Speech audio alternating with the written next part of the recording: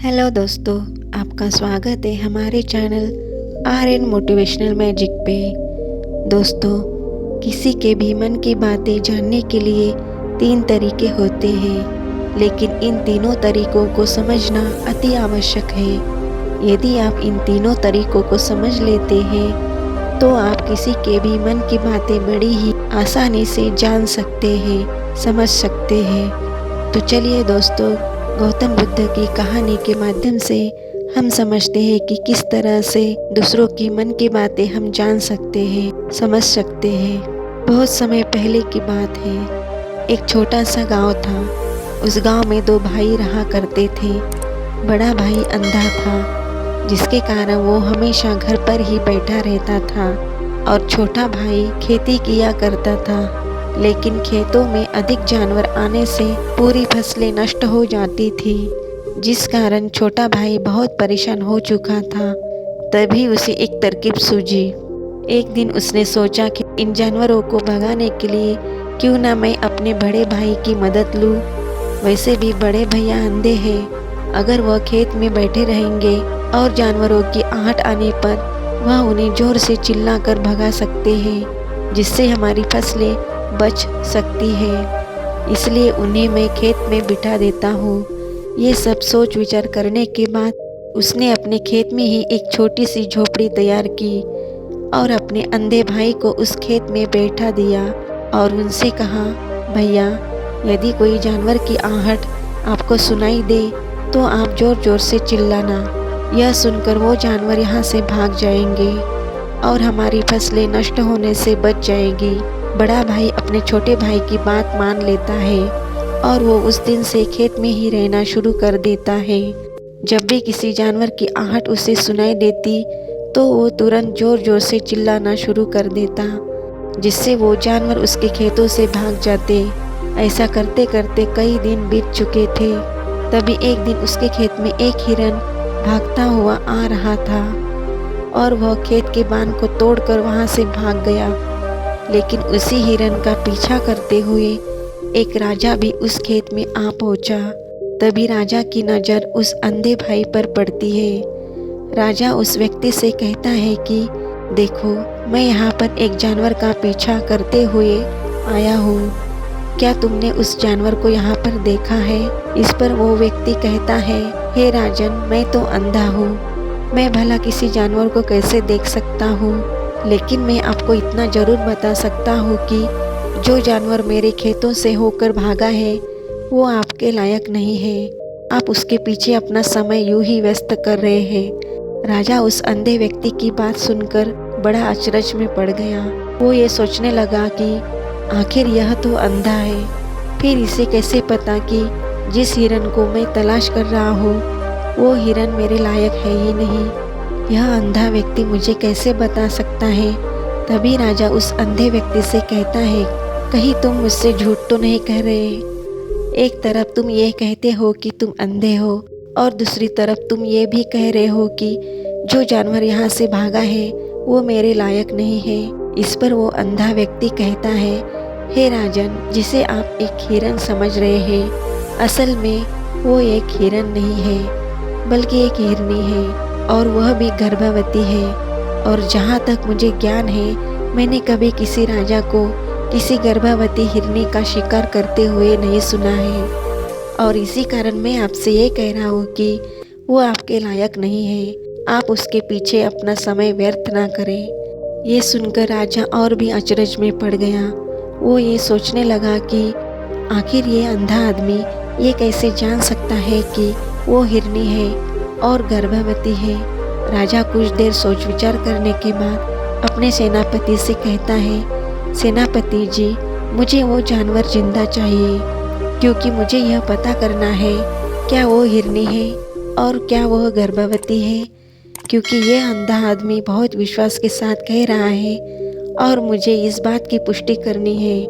यदि वह हिरनी हुई और गर्भवती हुई तो वो हमारे शिकार के लायक नहीं है, क्योंकि हम तो एक हिरन का पीछा कर रहे थे। इसीलिए जाओ और पता करो कि क्या वो हिरनी है। सेनापति राजा से आज्ञा लेकर आगे की ओर बढ़ चलता है और कुछ देर बाद जब वो वापस लौटकर आता है तो वह राजा को कहता है, हे राजन, इस अंधे आदमी ने जो भी बातें कही है वो बिल्कुल सही है। वो एक हिरनी ही है और वो गर्भवती भी है। यह सुनकर राजा आश्चर्यचकित रह गया। उसे समझ नहीं आ रहा था कि आखिर अंधा आदमी कैसे पता कर सकता है कि वो जानवर एक हिरनी है और तो और वो गर्भवती भी है। भला एक अंधा आदमी ये कैसे देख सकता है, ये कैसे जान सकता है, आखिर इसे ये कैसे पता चला? ऐसे कई सारे प्रश्न अब राजा के मन में उमड़ने लगे। अब राजा ने यह ठान लिया था कि मुझे इस बात की तह तक पहुंचना ही है कि आखिर ये अंधा आदमी कैसे जानता है कि वो जानवर एक हिरनी है। ये सोचकर राजा उस अंधे आदमी के पास जाता है और उस अंधे आदमी से कहता है, देखो, मैं ये तो नहीं जानता कि तुम सचमुच अंधे हो या नहीं, लेकिन मैं तुमसे एक बात जानने आया हूँ। क्या तुम मेरे प्रश्न का सही सही जवाब दोगे? इस पर अंधा व्यक्ति कहता है, हे राजन, आप जो कुछ पूछना चाहते हैं पूछ सकते हैं। मैं आपको बिल्कुल सच सच जवाब दूंगा। इस पर राजा कहता है, देखो, एक तो तुम कहते हो कि तुम अंधे हो और दूसरी तरफ तुमने ये बता दिया कि जिस जानवर का पीछा मैं कर रहा हूँ वो एक हिरनी है और तो और वो गर्भवती भी है। आखिर तुम्हें ये कैसे पता चला? तुम्हारे खेत में और भी तो जानवर आते होंगे, और भी तो जानवर यहाँ से गुजरते होंगे, फिर तुमने ये कैसे अंदाजा लगाया? तभी वह अंधा व्यक्ति राजा से कहता है, हे राजन, आप जिस हिरनी का पीछा कर रहे थे वह हिरनी जब मेरे खेत में आई, उसकी रफ्तार और उसके भागने की आहट से मुझे यह एहसास हुआ था कि यह एक हिरनी है और मेरे खेत में जो बांध है वह बहुत छोटी है, उसकी ऊंचाई ज़्यादा नहीं है। यदि कोई हिरन होता तो उस बांध को बड़ी आसानी से लांघ जाता, लेकिन वह हिरनी इस बांध को तोड़कर भागी है और यदि वह इस बांध को छलांग लगाकर पार करने का प्रयास करती तो इससे उसके बच्चे को खतरा होता। और इसी बात से मैंने ये पता लगाया कि वो गर्भवती है। इस कारण वो ज़्यादा ऊंची छलांग लगाकर मेरे खेत की बांध को तोड़ते हुए भाग गई। इस पर राजा के मन में एक और प्रश्न उठा। राजा ने कहा, किंतु तुम्हें कैसे पता चला कि वो एक हिरनी ही है? और भी तो कोई जानवर यहाँ पर आ सकते हैं। इस पर वह अंधा व्यक्ति कहता है, हे राजन, मैं पूरा दिन सुबह शाम यहीं पर बैठा रहता हूँ और मेरी सुनने की शक्ति बहुत तेज है।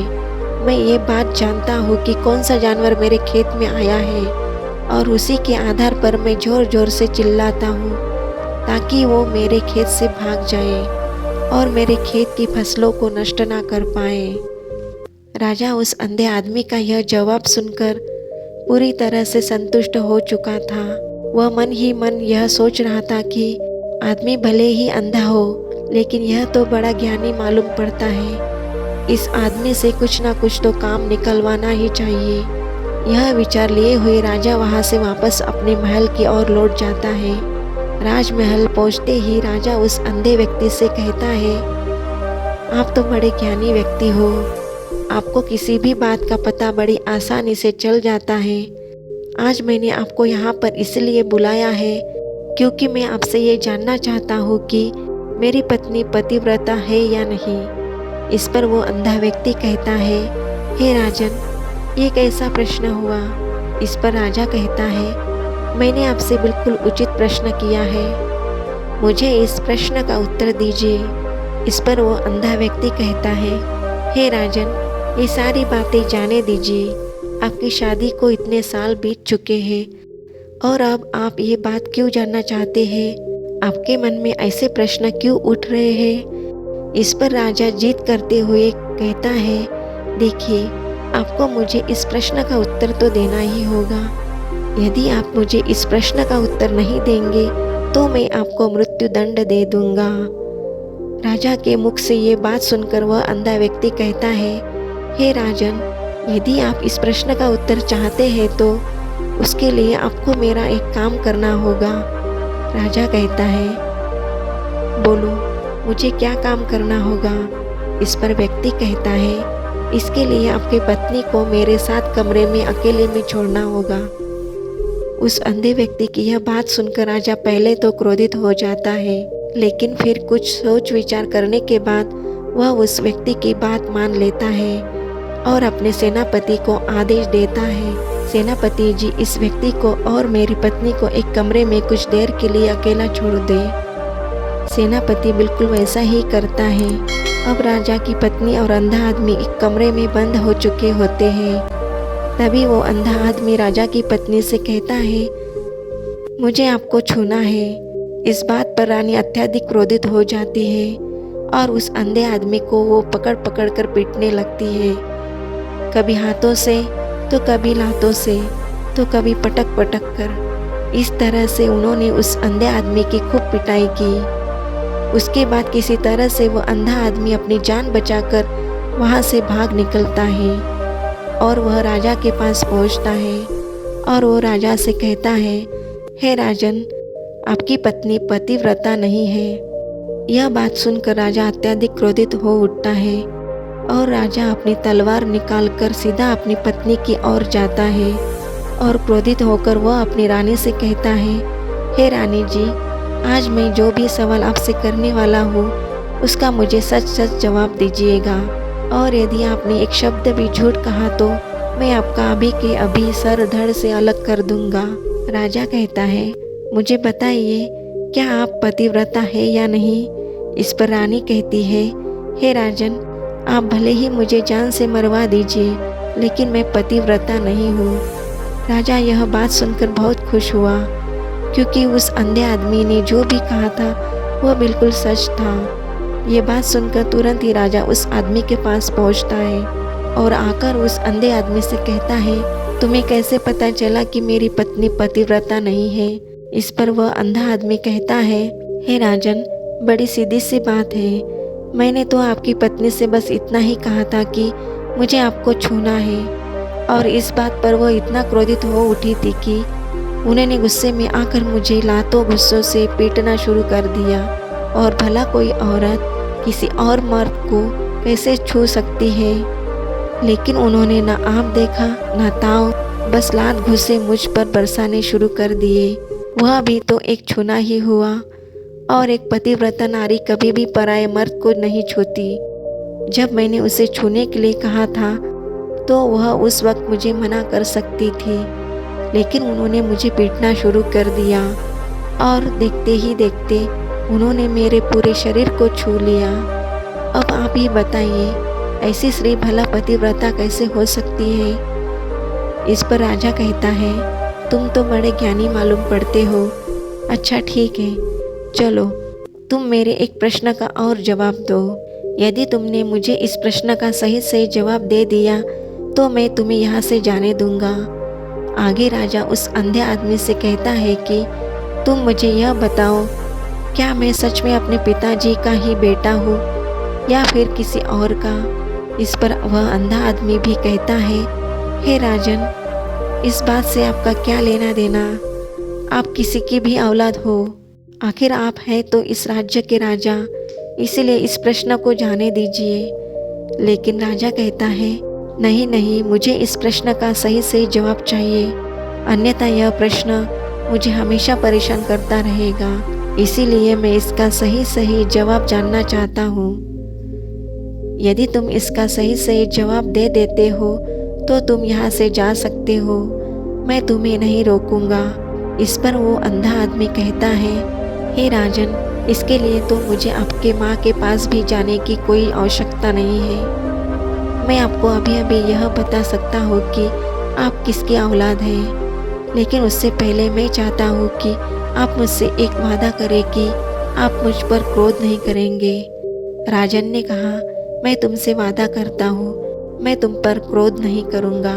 इसके बाद वह अंधा आदमी राजा से कहता है कि हे राजन, आप हैं तो अपने पिता के ही पुत्र, लेकिन आप पर एक कंजूस सेठ की छाया पड़ी हुई है। ये सुनकर राजा बहुत क्रोधित हो उठा और वो तुरंत तलवार निकालकर अपनी माँ के पास जा पहुँचा। वो वहाँ पर पहुँचने के बाद अपनी माँ से कहता है, माँ, मुझे सच सच बताइए, क्या मैं अपने ही पिता का पुत्र हूँ या नहीं? यदि आपने मुझे सही सही नहीं बताया तो वो यहीं पर अपने प्राण त्याग देगा। मुझे बताओ क्या सच है। इस पर उस राजा की माँ कहती है, बेटा तू है तो अपने पिता का पुत्र, लेकिन तुम्हारे ऊपर एक कंजूस सेठ की छाया पड़ी हुई है। जब मैं एक बार नहाने के बाद अपना मुंह आईने में देख रही थी, तभी उस कांच के पीछे मुझे एक कंजूस सेठ नजर आता है और उसी की छाया तुम पर पड़ चुकी है। ये सुन राजा बहुत खुश हो जाता है और वो तुरंत दौड़ा दौड़ा वापस उस अंधे आदमी के पास पहुंचता है और उस अंधे आदमी से कहता है, तुम्हें ये कैसे पता चला कि मुझ पर एक कंजूस सेठ की छाया पड़ी हुई है। इस पर वो आदमी कहता है, हे राजन, आपने मुझसे कई सारे सवाल पूछे जिनका जवाब मैंने आपको सही सही दिया है। यदि कोई राजा होता तो मुझे इसके बदले में ढेरों सारे इनाम मिल चुके होते, लेकिन अब तक आपने एक फूटी कौड़ी तक नहीं दी है। इस बात से ही मैंने अंदाजा लगा लिया था कि आप बहुत कंजूस हो। यह बात सुनकर राजा जोर जोर से हंसने लगा और कहता है कि आप जो भी मांगेंगे वो मैं आपको अवश्य दूंगा, लेकिन मुझे ये बताओ कि तुम्हें कैसे पता चल जाता है कि कौन सी बात सही है और कौन सी गलत। तुम किसी भी बात का इतना सटीक और सही जवाब कैसे दे पाते हो। इस पर वो अंधा आदमी कहता है, हे राजन, मैं तो वैसे ही अंधा हूँ। यदि मेरी आंखें होती तो मैं किसी की भी मन की बातें बड़ी सरलता से जान लेता। मन की एक भाषा होती है और यह भाषा मनुष्य के शरीर के व्यवहार के रूप में देखी जा सकती है। उसकी आंखों से, उसके होठों से, उसके काम करने के तरीके से और उसकी क्रियाओं से पता किया जा सकता है कि उसके मन में क्या चल रहा है। उसके आधार पर हम किसी के भी मन की बातें जान सकते हैं, लेकिन मैं तो अंधा हूँ, मैं देख नहीं सकता, इसीलिए मैं क्रियाओं से देखता हूँ। यदि मुझे कोई बात जाननी है तो अगले आदमी को कुछ काम देना पड़ता है, जिस पर वो व्यक्ति किस प्रकार काम करता है, किस तरीके से इस काम को करता है, उसके आधार पर ही मैं ये पता कर पाता हूँ कि उसके मन में क्या चल रहा है।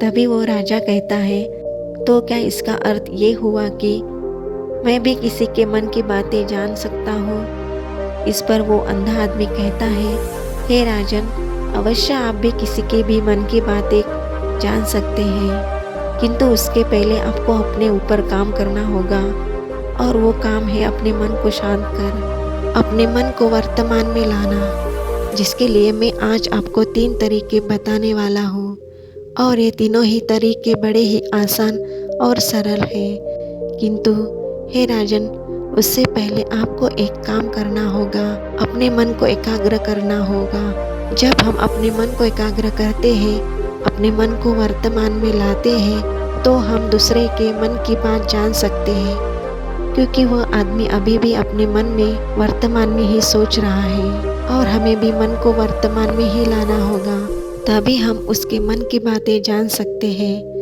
यदि हम अतीत में हुई घटनाओं के बारे में सोच रहे हैं तो वो जो अगला आदमी वर्तमान में सोच रहा है, वर्तमान में अपने मन में बात कर रहा है, वह हम कैसे जान पाएंगे, क्योंकि हम तो अतीत की घटनाओं में डूबे हुए हैं। इसीलिए किसी के भी मन की बात जानने के लिए सबसे पहले हमें हमारे मन को एकाग्र करना होगा, उसे वर्तमान में लाना होगा।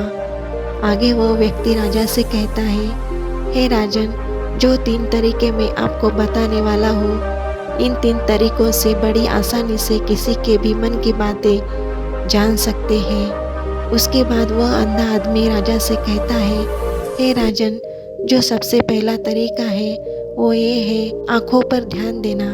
किसी व्यक्ति से बात करते वक्त उसकी आँखों में देखना, उसकी आँखों पर ध्यान देना, जो सबसे ज़्यादा ज़रूरी है, क्योंकि आँखें बोलती नहीं पर बहुत कुछ कह जाती है।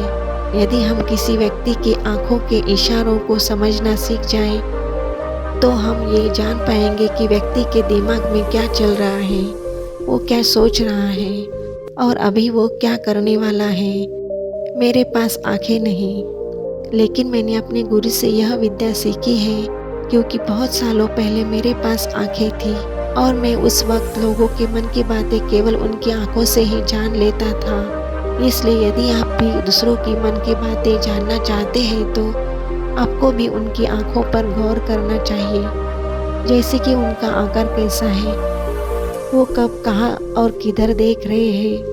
यदि उसकी आंखें यहाँ वहाँ घूम रही हैं जब आप उससे बातें कर रहे हैं, तो वहाँ वो इधर उधर मोड़ रहा है, कभी ऊपर तो कभी नीचे या कभी आसपास, या फिर उसकी आंखें खुश नज़र आ रही हैं या फिर आंखें निराश नज़र आ रही है, जैसे कि चोर होता है। उसकी आंखों में जब हम देखते हैं तो हमें यह पता चलता है कि अगले आदमी ने कोई गलती की है। ठीक उसी प्रकार जब हम किसी चालाक व्यक्ति की आंखों में देखते हैं तो आपको पता चलेगा कि उसकी आंखों में एक भाषा होती है, एक बहुत ही सीधा और आसान तरीका होता है। यदि आपको ये पता लगाना है कि सामने वाला व्यक्ति आपसे झूठ कह रहा है या फिर सही, तो आपको उसकी आंखों पर ध्यान देना अति आवश्यक है। यदि आपसे बात करते वक्त वो आदमी अपनी आंखें यहाँ वहाँ घुमा रहा है, ऊपर नीचे इधर उधर दाएं बाएं हर जगह देख रहा है, तो इसका अर्थ यह हुआ कि वो उस बात से निकलने का कोई रास्ता ढूंढ रहा है और कोई झूठ बना रहा है। यदि सामने वाला व्यक्ति आपसे कुछ झूठ कहने का प्रयास कर रहा है तो वो आपसे नज़र नहीं मिलाएगा, वो यहाँ वहाँ देखेगा और ऊपर नीचे देखेगा, लेकिन वो आपकी आंखों में आंखें डालकर कभी नहीं देख पाएगा, क्योंकि उसे डर है कि यदि उसने आपकी आंखों में आंखें डालकर देखी तो उसका झूठ पकड़ा जाएगा और लोगों को सच्चाई का पता चल जाएगा। और इसी प्रकार कुछ और भी भाषाएं होती है। जब आप किसी की आंखों में आंखें डालकर यह देखना शुरू कर देंगे कि उसके हाव भाव क्या है, ठीक उसी प्रकार चेहरे के भी हाव भाव होते हैं, जिससे हम मन की बातें बड़ी आसानी से समझ सकते हैं और इन्हें भी समझना बहुत ज़रूरी है।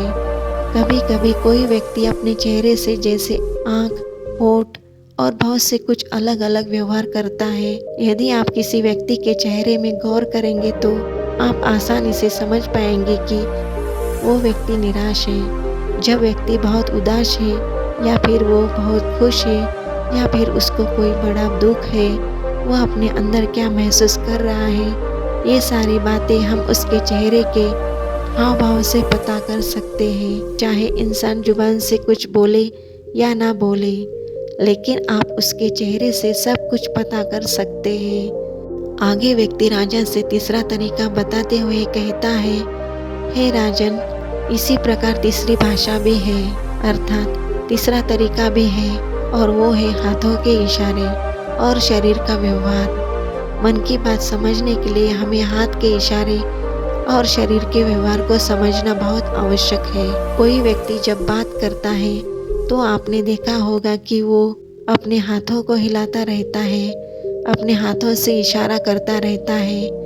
बातों के साथ साथ अपना शरीर का जो व्यवहार है उसका भी पूरा उपयोग करता है, जिससे हमें यह पता चल पाता है कि वो व्यक्ति हमारे बातों पर कितना ध्यान दे रहा है और उसके मन में क्या चल रहा है। शरीर के व्यवहार को देखने के लिए उसके हाथ मटकाने, शरीर मटकाने और चेहरे पर बार बार हाथ लगाने, हाथों का एक दूसरे से मसलना, ऐसे बहुत सी क्रियाएं होती हैं। उस पर हमें ध्यान देना अति आवश्यक है। मन की बात को समझने के लिए हमें शरीर के व्यवहार को भी समझना पड़ता है। यदि हम इन 3 तरीकों को सही तरीके से ध्यान देकर इन 3 तरीकों को अच्छे से समझ लेते हैं तो हम बहुत जल्दी ही किसी भी व्यक्ति के मन की बातें बड़ी सरलता और सहजता से जान सकते हैं। इसीलिए यदि आपको किसी के मन की बातें जाननी है तो आपको उसकी आंखों पर, उसके चेहरे पर, उसके शरीर के हाव भाव को और उसके हाथों को ध्यानपूर्वक देखना और समझना होगा, जिससे आप यह समझ पाएंगे कि आखिरकार उसके मन में क्या चल रहा है और वो क्या सोच रहा है। लेकिन उससे पहले आपको अपने मन को एकाग्र करना होगा, मन को शांत करना होगा और अपने मन को वर्तमान में लाना होगा। तभी आप उस व्यक्ति की इन सभी क्रियाओं पर ध्यान दे पाएंगे, उन्हें समझ पाएंगे। अन्यथा आप यदि अतीत की घटनाओं में व्यस्त हैं, भविष्य की योजनाओं में व्यस्त हैं, तो आप उस व्यक्ति के हाव भाव पर कभी ध्यान ही नहीं दे पाएंगे और ना ही आप कभी यह समझ पाएंगे कि आखिर उस व्यक्ति के मन में क्या चल रहा है, वह व्यक्ति क्या सोच रहा है। आपने देखा होगा कि ऐसे कई बड़े संत महात्मा हैं जो बड़ी ही शांति से आपको देखते हैं और आपको देखकर ही यह बता देते हैं कि आपके मन में क्या चल रहा है, आप उनसे क्या जानने आए हैं। और इसका सबसे बड़ा प्रमुख कारण यही है कि वो आपको पढ़ सकते हैं, आपको समझ सकते हैं, आपकी मन की बातें जान सकते हैं, क्योंकि उनका मन एकाग्र है, शांत है। और यही कारण है कि वो आपके मन की बातें बड़ी सरलता से समझ जाते हैं। तो दोस्तों, हम उम्मीद करते हैं कि आपको इस कहानी से एक अच्छी सीख मिली होगी। ये कहानी आपको पसंद आई होगी। अगर ये कहानी आपको पसंद आई है तो हमारे चैनल RN मोटिवेशनल मैजिक को लाइक, सब्सक्राइब जरूर कीजिए। धन्यवाद।